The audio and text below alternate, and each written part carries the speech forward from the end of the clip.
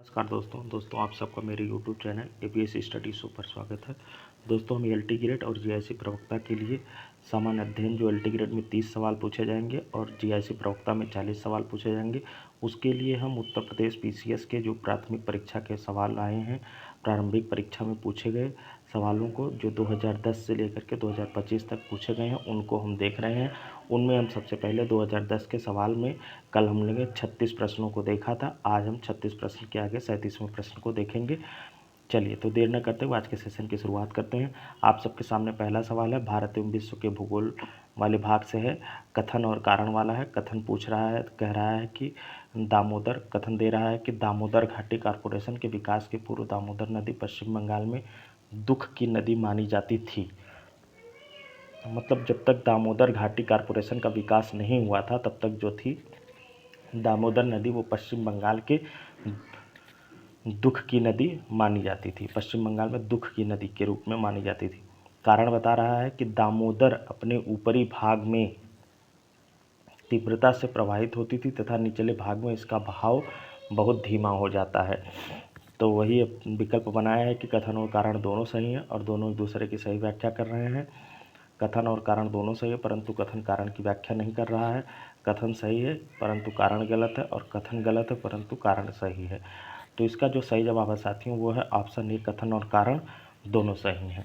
चलिए इसकी व्याख्या हम आप सबके सामने प्रस्तुत कर रहे हैं। देखिए, दामोदर नदी छोटा नागपुर पठार झारखंड के पलामू जिले से निकलती है, हुगली नदी में आकर के पश्चिम बंगाल में मिल जाती है। दामोदर घाटी कॉरपोरेशन की दामोदर घाटी कॉरपोरेशन के विकास के पूर्व दामोदर नदी में कई बार गंभीर बाढ़ आई जिसके कारण भारी जान माल की हानि होती थी। इस कारण दामोदर नदी को बंगाल में दुख की नदी या बंगाल का शोक भी कहा जाता था। दामोदर नदी मानसून के समय भारी वर्षा के कारण उच्च पठारी क्षेत्रों में तीव्र गति से बहती थी, जबकि निचले इलाकों में यह नदी अपने तटों पर बाढ़ ला देती थी, जिसके कारण नदी के तटवर्ती क्षेत्रों में बाढ़ आ जाती थी। वर्ष 1948 में दामोदर नदी घाटी निगम की स्थापना की गई। मैथन, तिलैया, कोनार, पंचेत बांधों का निर्माण भी किया गया। कौन कौन से बांध? मैथन बांध, तिलैया बांध, कोनार बांध, पंचेत बांध, इन सब जो है कि दामोदर नदी पर ये बांध है, इनका निर्माण किया गया। चलिए अब अगला सवाल है, क्वेश्चन नंबर 38 आप सबके सामने पूछा गया है कि निम्नलिखित में से किस एक राज्य में सुईल नदी परियोजना स्थित है? उत्तराखंड, हरियाणा, पंजाब या हिमाचल प्रदेश। पूछ रहा है कि इनमें से किसमें जो है कि सुईल नदी परियोजना स्थित है। तो इसका सही जवाब है साथियों हिमाचल प्रदेश में सुईल नदी परियोजना स्थित है। व्याख्या देख लीजिए। देखिए, दिए गए विकल्पों में सुईल नदी परियोजना हिमाचल प्रदेश के चंबा जिले में स्थित है। सुईल नदी रावी नदी की सहायक नदी है। सुईल नदी परियोजना का निर्माण रन ऑफ द रिवर के आधार पर किया गया है। अब अगला सवाल है क्वेश्चन नंबर 39, निम्नलिखित झीलों में से किसको राष्ट्रीय झील संरक्षण परियोजना के अंतर्गत सम्मिलित किया गया है? भीमताल, पुलिकट, ऊटी या सांभर। पूछ रहा है कि इनमें से किसको जो है कि इन झीलों में से किसको राष्ट्रीय झील संरक्षण परियोजना के अंतर्गत सम्मिलित किया गया है? तो इसका सही जवाब है साथियों भीमताल। व्याख्या देख लीजिए।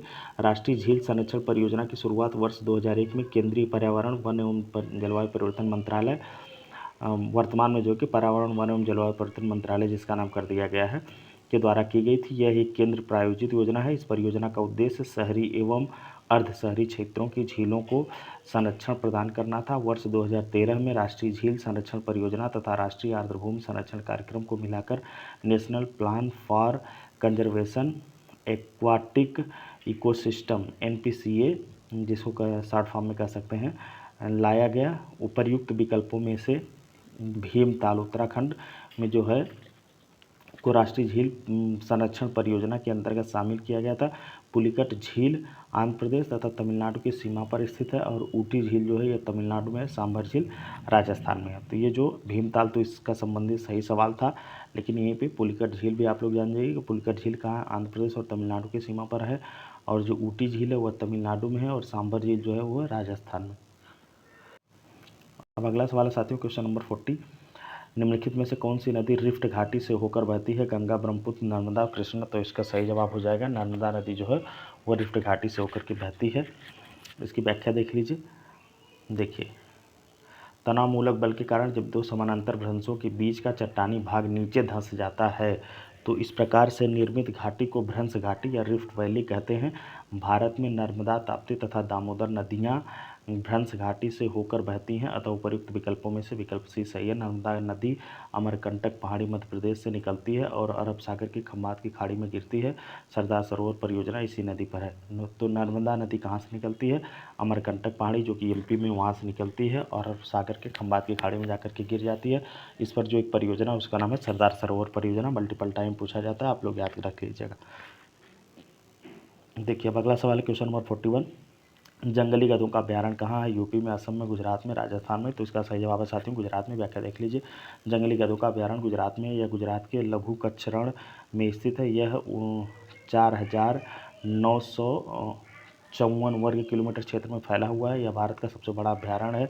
यह खर, गंधेरा और जंगली गधों के लिए प्रसिद्ध है। और अगला सवाल है कि झूमिंग करते हैं भोटिया, खासी, संथाल या टोडा। तो इसका सही जवाब है साथियों, इसमें खासी जनजाति जो है यह झूमिंग कृषि करती है। देखिए, झूमिंग कृषि के अंतर्गत किसी विशेष स्थल की वनस्पति को काटकर या जलाकर साफ कर दिया जाता है और उस पर कृषि की जाती है, अतः इसे कर्तन या दहन प्रणाली या पैडा पद्धति कहते हैं। इस कृषि पद्धति से कृषि भारत के उत्तर पूर्वी प्रदेशों, मुख्यतः असम, मणिपुर, मेघालय, नागालैंड, त्रिपुरा और अरुणाचल प्रदेश में की जाती है। खासी लोग मेघालय राज्य के मूल निवासी हैं और झूमिंग कृषि पद्धति से खेती करते हैं। मेघालय में झूमिंग कृषि पद्धति का स्थानीय नाम क्या है? बोगमा। तो ये भी पूछा जाता है। जो ये झूमिंग कृषि होती है इसका अलग अलग जगहों पर अलग अलग नाम होता है। तो इसका जो नाम मेघालय में उसका नाम है बोगमा। अब अगला सवाल है आप सबके सामने कि यदि अरुणाचल प्रदेश में तिरप में सूर्योदय 5 बजे प्रातः IST Indian standard time, international standard time, तो गुजरात में कांडला में सूर्योदय किस समय IST पर होगा?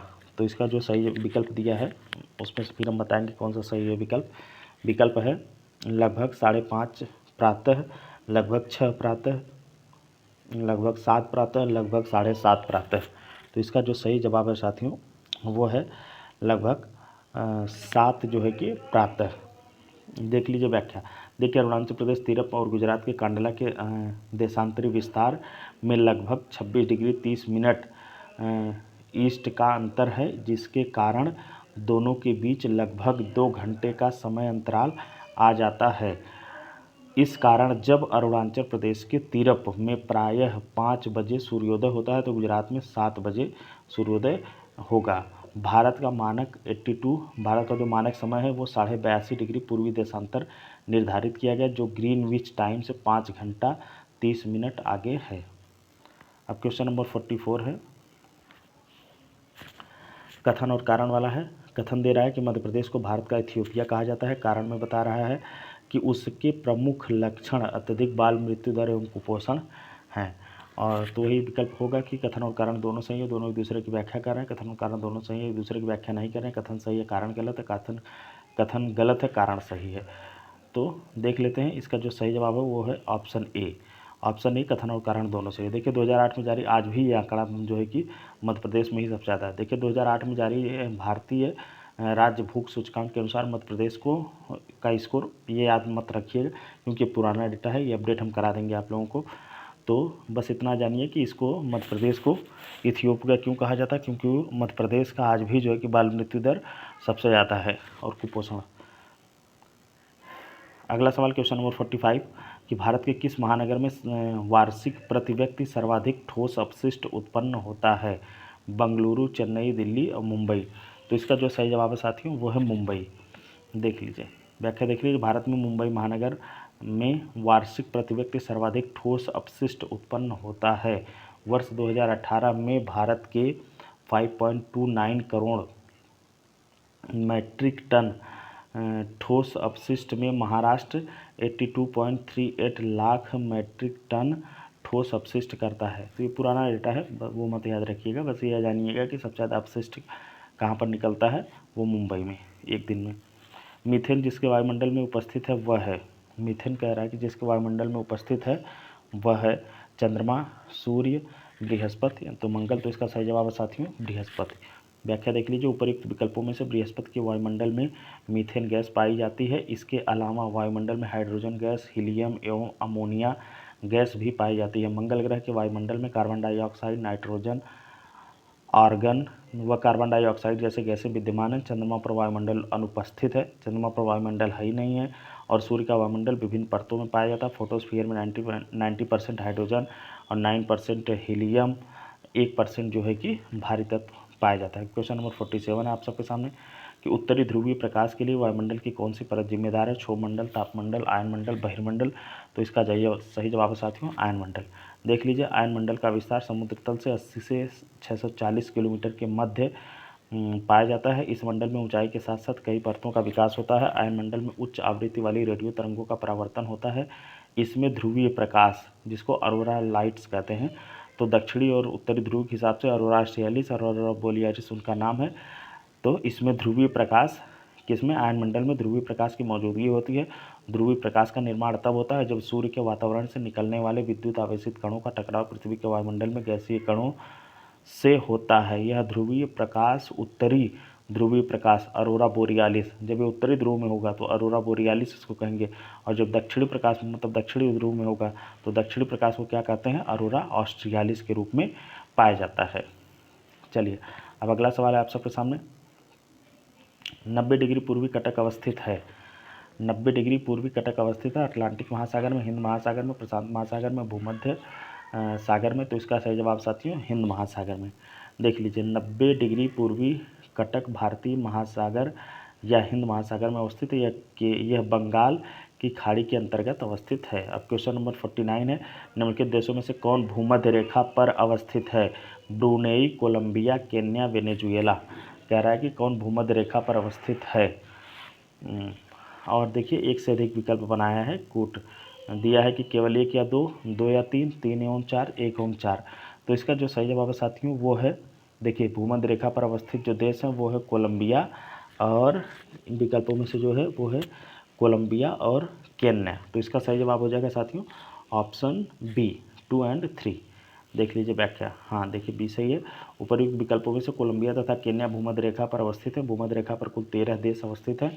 तो कौन कौन है? Ecuador, Colombia, Brazil, Sao Tome और प्रिंसिप, गैबोन, कांगो गणराज्य और कांगो लोकतांत्रिक गणराज्य जिसको DR कांगो कहते हैं, democratic Republic Congo, Uganda, Kenya, Somalia, Maldives और इंडोनेशिया और किरिबाती। इतने देश जो है वो भूमध्य रेखा पर अवस्थित हैं। अब अगला सवाल साथियों, क्वेश्चन नंबर 50, निम्नलिखित में से पूर्वी द्वीप का कौन सा द्वीप 3 देशों में विभाजित है? Borneo, Celebes, New Guinea, Timor. कह रहा है कि निम्नलिखित में से पूर्वी द्वीप समूह का कौन सा द्वीप 3 देशों में विभाजित है? तो इसका सही जवाब हो जाएगा साथियों बोर्नियो। देखिए, नीचे दिए गए विकल्पों में से बोर्नियो द्वीप समूह 3 देशों में विभाजित है। ये 3 देश हैं इंडोनेशिया, मलेशिया, ब्रुनेई। यह विश्व का तीसरा सबसे बड़ा द्वीप समूह है जो दक्षिण पूर्व एशिया में जावा के उत्तर में, सुलावेसी के पश्चिम में और सुमात्रा के पूर्व में स्थित है। अगला सवाल साथियों, रूर बेसिन प्रसिद्ध औद्योगिक क्षेत्र है?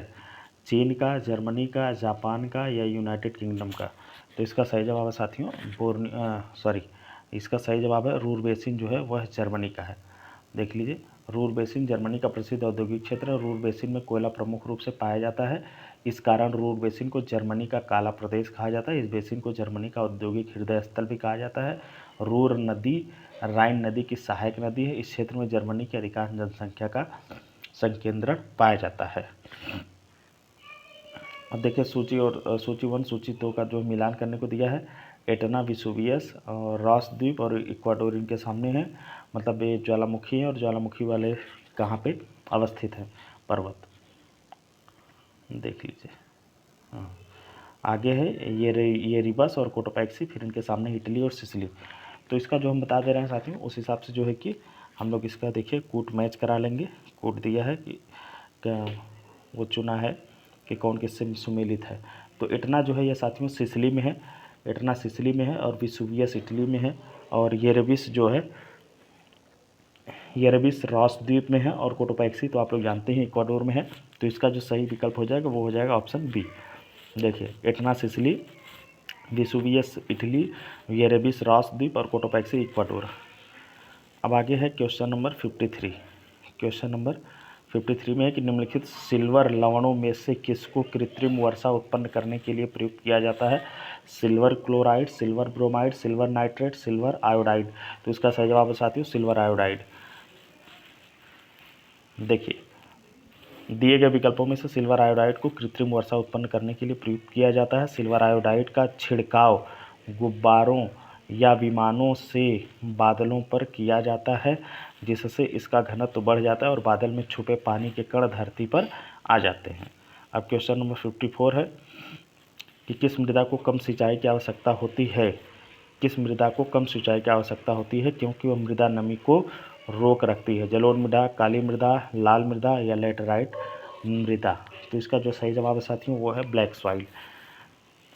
देख लीजिए काली मृदा को कम सिंचाई की आवश्यकता होती है क्योंकि नमी के धीमे अवशोषण और नमी के क्षय की विशेषता के कारण काली मृदा में लंबी अवधि तक नमी बनी रहती है। काली मृदा को रेगुर अथवा कपास वाली मिट्टी भी कहा जाता है। काली मिट्टी भारत में महाराष्ट्र के कुछ भाग, गुजरात, आंध्र प्रदेश तथा तमिलनाडु कुछ भागों में पाई जाती हैं। तो काली मिट्टी को रेगुर मिट्टी भी कहा जाता है, कपास वाली मिट्टी भी कहा जाता है, स्वतः जुताई वाली मृदा भी कहा जाता है। और काली मिट्टी भारत में कहाँ कहाँ पाई जाती है? महाराष्ट्र के कुछ भाग, गुजरात, आंध्र प्रदेश, तमिलनाडु के कुछ भाग, इन सब जगहों पर पाई जाती है। अब क्वेश्चन नंबर 55 है साथियों कि ऐसे क्षेत्र में जहाँ वार्षिक वर्षा 200 सेंटीमीटर से अधिक होती है और ढलाव पहाड़ी स्थल है, इसकी खेती अभिष्ट होगी? सन, कपास, चाय या मक्का। तो इसका विशेषता देख के आप लोगों को लग जाएगा कि ये जो है कि लक्षण चाय की खेती के हैं। तो इसका सही जवाब हो जाएगा ऑप्शन ए। इसकी व्याख्या देख लीजिए। देखिए चाय एक प्रकार की रोपड़ या बागानी फसल का उदाहरण है। इसका उत्पादन उष्ण एवं उपोष्ण कटिबंधीय जलवायु, ह्यूमस युक्त लेटराइट मिट्टी, सुगम जल निकासी व ढलवां क्षेत्रों या पहाड़ों की ढालों पर किया जाता है। इसके लिए 24 डिग्री सेल्सियस से 30 डिग्री सेल्सियस तापमान व 150 से 250 सेंटीमीटर वार्षिक वर्षा की आवश्यकता होती है।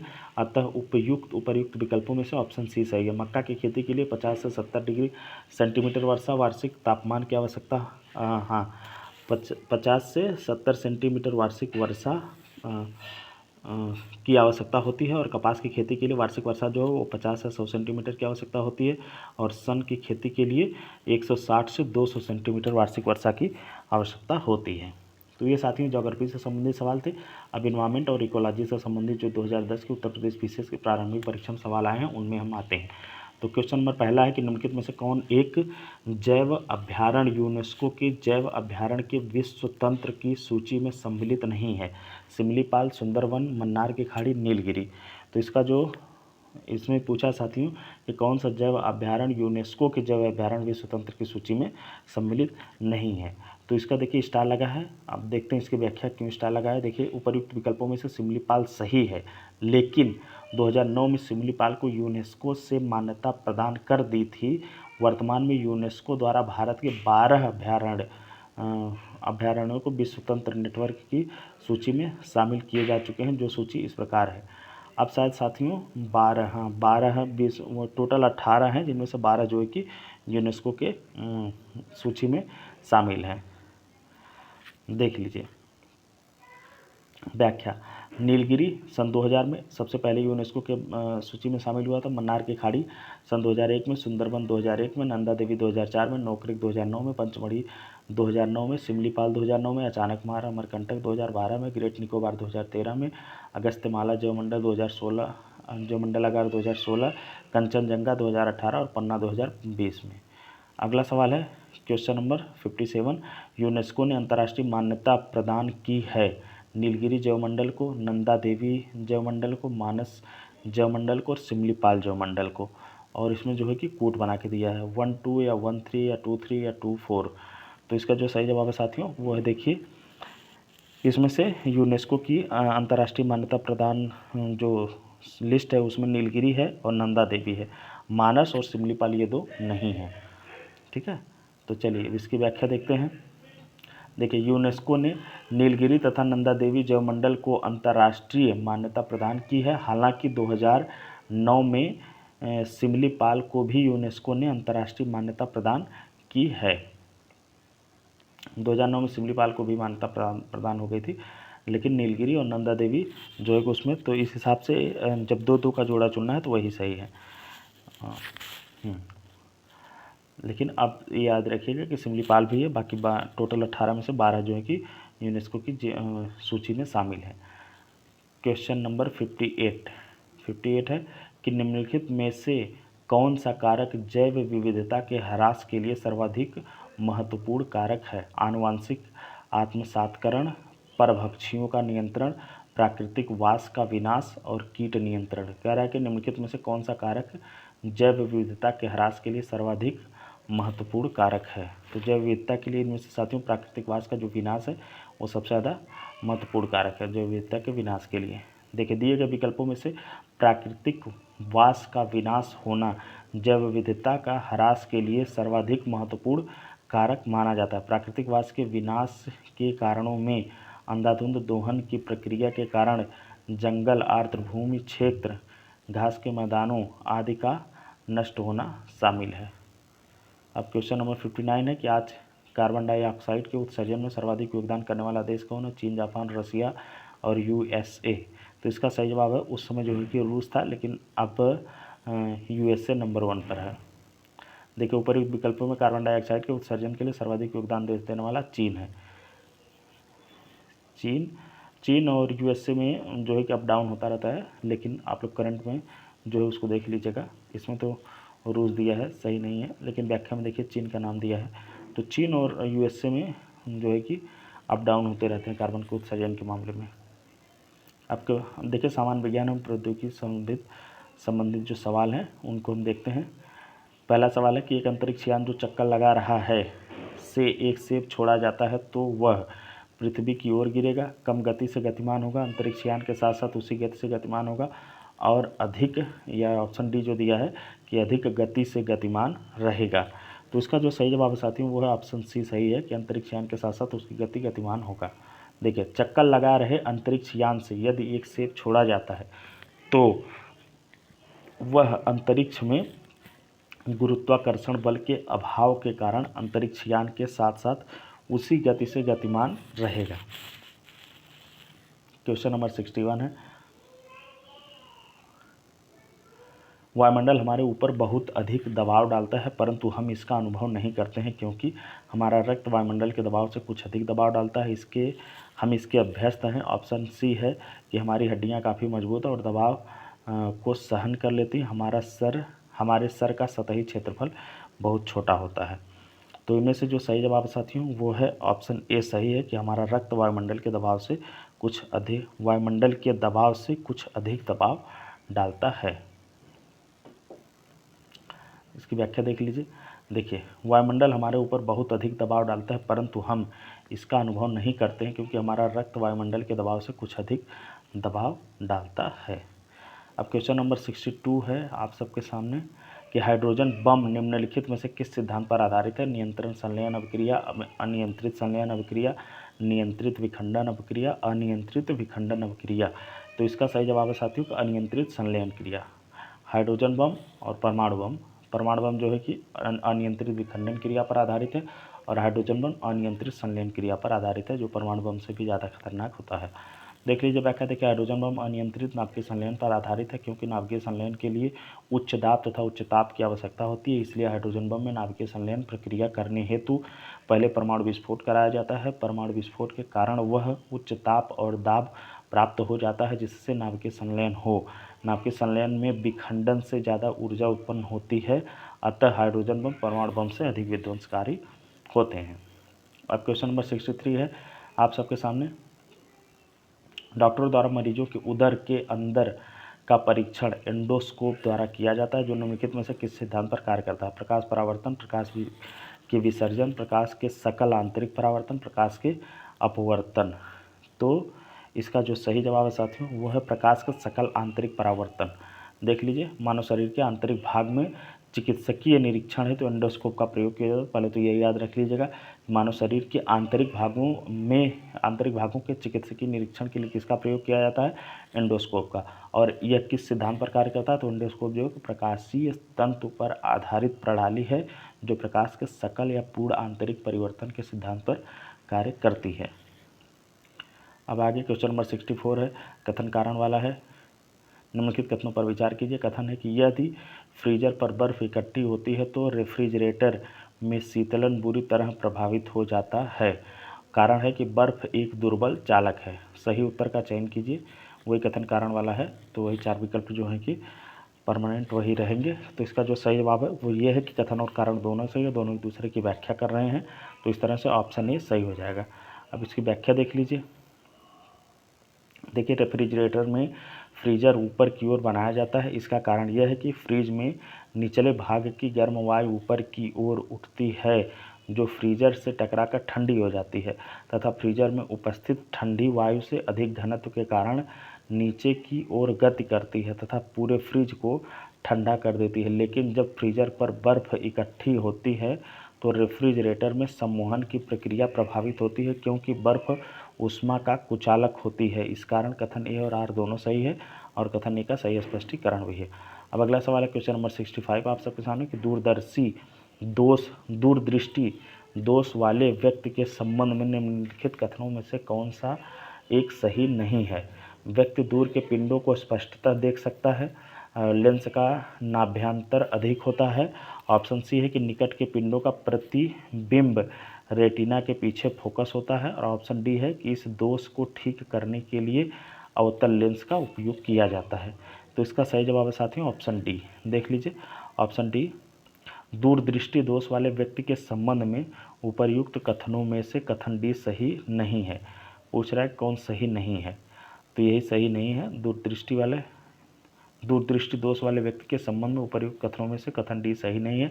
इस रोग में लेंस की गोलाई कम होती है, लेंस की फोकस दूरी बढ़ जाती है तथा लेंस की क्षमता कम हो जाती है। इस रोग में निकट की वस्तु का प्रतिबिंब रेटिना के पीछे बनती है। इस रोग के निवारण के लिए उत्तल लेंस का प्रयोग किया जाता है। अब क्वेश्चन नंबर 66 है कि एक टेलीविज़न में दूरस्थ नियंत्रण के लिए किस प्रकार की वैद्युत चुंबकीय विकिरण का उपयोग किया जाता है?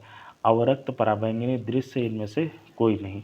तो इसका सही जवाब हो जाएगा साथियों अवरक्त। देख लीजिए व्याख्या, अवरक्त तरंगे जिनको इंफ्रारेड वेव्स भी कहा जाता है, दृश्य स्पेक्ट्रम के दीर्घ तरंगदैर्घ्य सिरे से संलग्नित होती हैं। अवरक्त तरंगों को कभी कभी ऊष्मा तरंगे भी कहा जाता है क्योंकि अधिकांश पदार्थों में विद्यमान जल के अणु अवरक्त तरंगों को तुरंत अवशोषित कर लेते हैं और पदार्थ गर्म हो जाता है।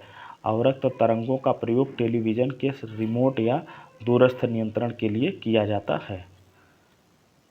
अब अगला सवाल है क्वेश्चन नंबर 67 प्राकृतिक। देखिए सूची बनाया है, एक है सूची 1 और एक है सूची 2। सूची 1 में है प्राकृतिक रूप से प्राप्त पदार्थ और सूची 2 में है उपस्थित तत्व। सूची 1 में पहला जो प्राकृतिक रूप से प्राप्त पदार्थ में हीरा है, दूसरा संगमरमर है, तीसरा रेत है, चौथा रूबी है। उपस्थित तत्व में है कैल्शियम, सिलिकॉन, एल्युमिनियम, कार्बन। तो इसमें जो है साथियों, इसमें हीरा में जो है कि हीरा में पाया जाता है कार्बन, हीरा में कार्बन होता है, और संगमरमर में कैल्शियम, और रेत में सिलिकॉन, और रूबी में जो है वह एल्युमिनियम। तो इसका जो सही जवाब हो जाएगा, इसका जो सही कूट बनेगा, तो हीरा का देख लीजिए, हीरा का कार्बन तो मतलब ए का 4 दो विकल्प मैच करा बी और डी। और उसके बाद संगमरमर में है, संगमरमर कैल्शियम से बनता है तो संगमरमर कैल्शियम तो हो जाएगा बी का 1, ए का 4 और बी का 1, ए का 4 बी का 1। तो इस तरह से ऑप्शन डी जो है वह सही हो जाएगा। देख लीजिए व्याख्या इसकी दिखा रहे हैं आप लोगों को। हाँ देखिए, हीरा कार्बन, और हीरा में जो उपस्थित है तो वो कार्बन, संगमरमर में है कैल्शियम, और रेत में है सिलिकॉन, और रूबी में है एल्युमिनियम। अब अगला सवाल है क्वेश्चन नंबर 68 फोटोग्राफी में प्रयुक्त होने वाला हाइपोविलेयन जलीय विलयन है। फोटोग्राफी में प्रयुक्त होने वाला हाइपोविलेयन जलीय विलयन है सोडियम थायोसल्फेट का, सोडियम टेट्राथायोनेट का, सोडियम सल्फेट का, अमोनियम परसल्फेट का। तो इसका सही जवाब है साथियों सोडियम थायोसल्फेट का। व्याख्या देख लीजिए। देखिए सोडियम थायोसल्फेट का अणुसूत्र जो होता है Na2S2O3 होता है। इसे हाइपो के नाम से भी जाना जाता है। इसका उपयोग फोटोग्राफी में नेगेटिव और पॉजिटिव का स्थायीकरण करने में होता है। अब क्वेश्चन नंबर 69 है, निम्नलिखित में से किस उद्योग में अभ्रक कच्चे माल के रूप में प्रयुक्त होता है? लोहा और इस्पात, खिलौने, ग्लास और कुम्हारी, वैद्युत। तो इसका जो सही जवाब है साथियों वो है वैद्युत में जो है इसका उपयोग होता है अभ्रक का कच्चे माल के रूप में। देखिए अभ्रक एक जटिल सिलिकेट यौगिक है जिसमें पोटेशियम, सोडियम और लिथियम जैसे तत्व भी पाए जाते हैं। तो अभ्रक में क्या क्या पाया जाता है? सोडियम, पोटेशियम, सोडियम और लिथियम जैसे तत्व भी पाए जाते हैं। यह ऊष्मा का चालक एवं विद्युत का कुचालक होता है। इसके इसी गुण के कारण जो है कि अभ्रक का उपयोग विभिन्न विद्युत युक्तियों जैसे विद्युत इस्त्री इत्यादि में किया जाता है। अर्थात अभ्रक का प्रयोग कच्चे माल के रूप में विद्युत उद्योग में किया जाता है। अब इस सेशन का आखिरी सवाल रखते हैं, क्वेश्चन नंबर 70। मांसपेशियों में निम्नलिखित में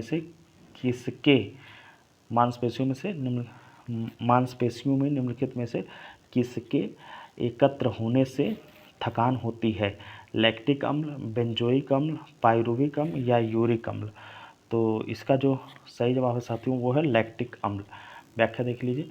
देखिए लैक्टिक अम्ल एक मोनोहाइड्रॉक्सी अम्ल है जो जल में हाइड्रोजन बंधों के कारण अधिक विलेय परंतु कार्बनिक विलायकों में अविलेय होता है। इसका आणविक सूत्र जो है वो CH3CH और कोष्ठक में OH CO2H होता है। मांसपेशियों में लैक्टिक अम्ल के एकत्रित होने के कारण थकावट का अनुभव होता है। बेंजोइक अम्ल का प्रयोग खाद्य पदार्थों के संरक्षण में किया जाता है और यूरिक अम्ल के मांसपेशियों में जमा होने से गठिया रोग होता है। चलिए इससे जो है संबंधित सवाल कर लेते हैं, साइंस के जितने सवाल आए हुए हैं उसके बाद सेशन का समापन करते हैं। तो क्वेश्चन नंबर 71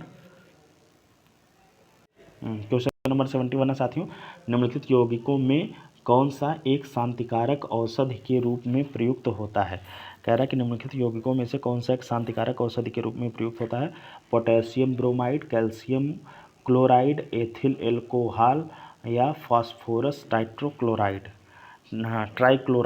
तो इसका सही जवाब है साथियों पोटेशियम ब्रोमाइड। इसकी व्याख्या देख लीजिए, क्वेश्चन नंबर 71। हाँ देख लीजिए व्याख्या। पोटेशियम ब्रोमाइड का प्रयोग एक शांतिकारक औषधि के रूप में होता है। पोटेशियम ब्रोमाइड का प्रयोग मिर्गी का इलाज करने के लिए किया जाता है। कैल्शियम क्लोराइड का उपयोग जल शोषक पदार्थ या डिहाइड्रेटिंग एजेंट के रूप में होता है। इसका प्रयोग हिम मिश्रण में भी होता है। एथिल एल्कोहल का उपयोग मोटर व हवाई जहाज़ों में ईंधन के रूप में पारदर्शक साबुन बनाने, इत्र व अन्य सुगंधित पदार्थ बनाने व शराब आदि के निर्माण में किया जाता है। अब क्वेश्चन नंबर 72 है कि प्रोटीनों के पाचन में सहायक एंजाइम है यूरियस सल्फेट, ट्रिप्सिन या प्रोटीएस। तो इसका सही जवाब है साथियों प्रोटीएस। प्रोटीन के पाचक में सहायक एंजाइम जो है वो उसका नाम है प्रोटीएस। व्याख्या देख लीजिए। अग्न्याशय द्वारा ट्रिप्सिन एंजाइम का स्राव किया जाता है। ट्रिप्सिन एंजाइम का स्राव किसके द्वारा किया जाता है? अग्न्याशय के द्वारा, जो प्रोटीन को अमीनो अम्ल में परिवर्तन के लिए उत्प्रेरक की तरह कार्य करता है। अतः प्रोटीन के पाचन में ट्रिप्सिन सहायक के रूप में कार्य करता है। प्रोटीन के पाचन में ट्रिप्सिन सहायक के रूप में कार्य करता है, लेकिन यहाँ पे साथियों इनसे वो हो गया है, गलत टाइपिंग हो गया। ऑप्शन सी सही होना चाहिए। ऑप्शन सी सही होगा इसका कि प्रोटीन के पाचन में सहायक एंजाइम जो है वो है ट्रिप्सिन है। हाँ लेकिन इन्होंने यहाँ पे व्याख्या इन्होंने सही किया, लेकिन जो है कि विकल्प डी कर दिए हैं, तो इसलिए उसको सही कर लीजिएगा। देखिए क्वेश्चन नंबर 73 है कि व्याधि और कारण। मेरास्मस एक तरफ एक सूची में है व्याधि और दूसरे सूची में है कारण। व्याधि में है मेरास्मस, क्वासियोरकर, टीबी या हेपेटाइटिस बी। और कारण में है, कारण के जो सूची में है दीर्घकालिक उपवास, प्रोटीन अल्पता, जीवाणु संक्रमण और विषाणु संक्रमण। अब इसमें जो है कि हमको मैच कराना है कि कौन किससे मैच कर रहा है। देखिए मरासमस जो है ये दीर्घकालिक उपवास के कारण होता है। मरासमस जो व्याधि होती है, रोग होता है, ये दीर्घकालीन उपवास के कारण होता है। तो इसका हो जाएगा ए का 1 हो जाएगा। और क्वासियोरकर जो है यह होता है प्रोटीन की अल्पता के कारण, तो बी का भी 2 हो जाएगा। टीबी जो है यह जीवाणु संक्रमण के कारण, तो 1 2 3 4 इसमें सब सही मैच कर रहा है। तो इस तरह से हो जाएगा, ऑप्शन ए इसका सही हो जाएगा। हेपेटाइटिस बी जो है ये विषाणु संक्रमण के कारण। अब क्वेश्चन नंबर 74 देखते हैं साथियों। निम्नलिखित फलीदार फलों में से कौन पेट्रोपाद भी है? ऑप्शन है अरहर, मटर, चना, करेज। तो इसका सही जवाब है करेज। देखिए दिए गए विकल्पों में से फलीदार पौधों में से करेज जो है यह पेट्रोपादप भी है। इसका तेल बायोडीजल का एक स्रोत है और इसके पास ऊर्जा का वैकल्पिक स्रोत भी है जो नवीकरणीय, सुरक्षित और गैर प्रदूषक है। चलिए अब आते हैं क्वेश्चन नंबर 74 के बाद क्वेश्चन नंबर 75। हाँ तो देखिए 75 में पहला सवाल है कि सूक्ष्म जीव जो बीटी कपास के उत्पादन से संबंधित है वह है, क्या है ये? फफूंद है या जीवाणु है या नीलहरित शैवाल है या विषाणु है? तो इसका जो सही जवाब हो जाए साथियों वो हो जाएगा जीवाणु। व्याख्या देख लीजिए। देखिए बीटी कपास आनुवंशिक रूप से परिवर्तित कपास है जिसमें बैसिलस थुरिनजिएसिस नामक बैक्टीरिया का क्राई नामक जीन डाला जाता है जिससे पौधा स्वयं कीटनाशक प्रभाव उत्पन्न करने लगता है और पौधों पर कीटनाशक दवाइयों को छिड़कने की आवश्यकता नहीं रहती है। तब बीटी कपास के उत्पादन से संबंधित जीवाणु है। अब देखिए क्वेश्चन नंबर 76 है। उन देशों में जहाँ के लोगों का मुख्य खाद्यान्न पॉलिश किया हुआ चावल है लोग पीड़ित होते हैं चर्मग्राह मतलब पेलाग्रा रोग से या बेरीबेरी रोग से या स्कर्वी रोग से या ऑस्टियोमाइलेसिया से। तो इसका जो सही जवाब है साथियों वो बेरीबेरी रोग हो जाएगा। देखिए उन देशों में जहाँ के लोगों का मुख्य खाद्यान्न पॉलिश किया हुआ चावल है लोग बेरीबेरी रोग से पीड़ित हो जाते हैं। पॉलिश किए हुए चावल में पानी में घुलनशील विटामिन खासकर विटामिन B1 की कमी होती है जिससे बेरीबेरी रोग होता है। मतलब विटामिन B1 की कमी से बेरीबेरी रोग होता है। तो इसमें विटामिन B1 नहीं रहता है। पॉलिश किए हुए चावल में विटामिन B बह जाता है पानी में, इस वजह से वहाँ के लोगों में जो है कि बेरीबेरी रोग हो जाता है। अब अगला सवाल है साथियों क्वेश्चन नंबर 77।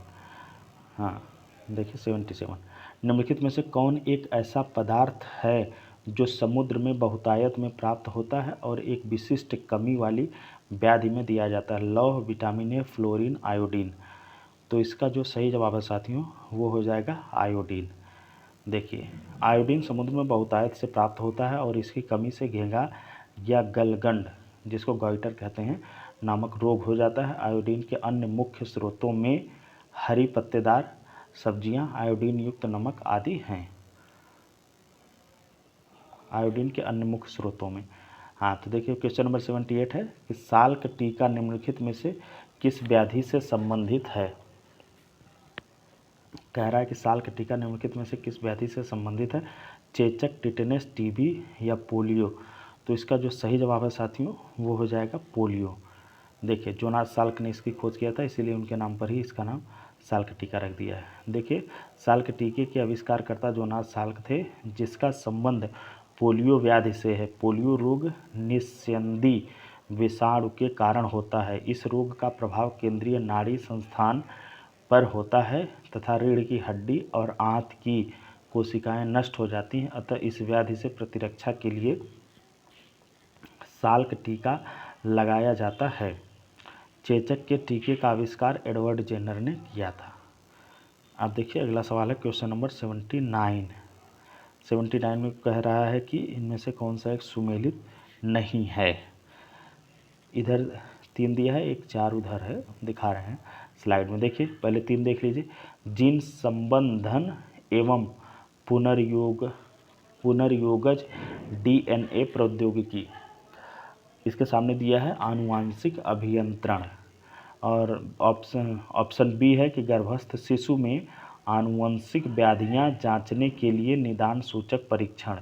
इसके सामने दिया है एमनियोसेंटेसिस। और ऑप्शन सी है कि एक प्रक्रम जिसके द्वारा जीवित सूक्ष्म जीव जटिल पदार्थ को सरल अवयवों में तोड़ते हैं। इसके सामने दिया है जैव निम्नीकरण। और जो ऑप्शन डी है वो है सभी जीवों में अंतर्निर्मित समय पालक निकाय। और इसके सामने दिया है बायोमास। तो यही साथियों जो है कि मिसमैच जोड़ा है, बाकी सब सही है। देखिए, बायोमास का संबंध कार्बनिक पदार्थ से है जिसका उपयोग ऊर्जा के उत्पादन के लिए किया जाता है, जबकि सभी जीवों में अंतर्निर्मित समय पालक निकाय का संबंध बायोलॉजिकल टाइमेटिकिंग से है। हाँ, तो बाकी जो सब सही है, मतलब कि जीन संवर्धन एवं पुनर्योगज डीएनए प्रौद्योगिकी या आनुवांशिक अभियंत्रण से संबंधित है। यहाँ पे आप लोग देख लीजिए और बाकी याद रख लीजिएगा, कभी नए सवाल में ये इंक्लूड होकर के आ सकता है। और गर्भस्थ शिशु में आनुवांशिक व्याधियों को जांचने के लिए जो निदान सूचक परीक्षण किया जाता है उसको कहा जाता है एमनियोसेंटेसिस। और एक प्रक्रम जिसके द्वारा जीवित सूक्ष्म जीव जटिल पदार्थ को सरल अवयवों में तोड़ते हैं उसको कहा जाता है जैव निम्नीकरण, डिकम्पोजिंग जिसको कहा जाता है वो चीज़ है।